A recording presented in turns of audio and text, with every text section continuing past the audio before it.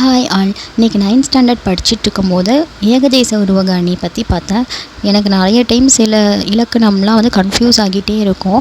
சரின்னு இதை எடுத்து போடலான்னு இன்றைக்கி போட்டிருக்கேன். இதில் உருவகம் பற்றி நான் பார்க்கும்போது உவமையம் ரெண்டுமே ஒன்றாக தோன்றுவதுன்னு போட்டிருந்தாங்க. அடுத்து ஏகதேச உருவக அணி அப்படி இருக்கும்பொழுது நான் பார்த்தம்போது ஒரு பொருளை மட்டும் நம்ம உருவகப்படுத்திட்டு இன்னொரு பொருளை உருவகப்படுத்தாமல் விட்டுறது அப்படிங்கிறது. இதுக்கு ஒரு எக்ஸாம்பிள் என்னென்னா, அறிவு என்னும் விளக்கை கொண்டு அறியாமையை நீக்க வேண்டும். இதில் விளக்கு அறிவு, அதுக்கப்புறம் அறியாமையை நம்ம இருளாக உருவகப்படுத்தலை. ஸோ இந்த மாதிரி ஒரு பொருளை மட்டும் உருவகப்படுத்திட்டு இன்னொன்று உருவகப்படுத்தாமல் விடுறது தான் ஏகதேச உருவக அணி.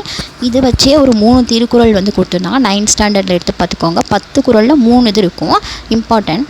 இதுக்கு அன்பு நான் ஒப்புரவு அது ஒன்று வரும். அடுத்து ஊழி பேரினம் தாம் பேரார் சான்றாண்மைக்கு இது. அடுத்து உழுவார் உலகத்தாருக்கு ஆணி அகற்றாது எழுவாரை எல்லாம் பொறுத்து. இந்த 3 திருக்குறளுமே ஏகதேச உருவக அணி தான்.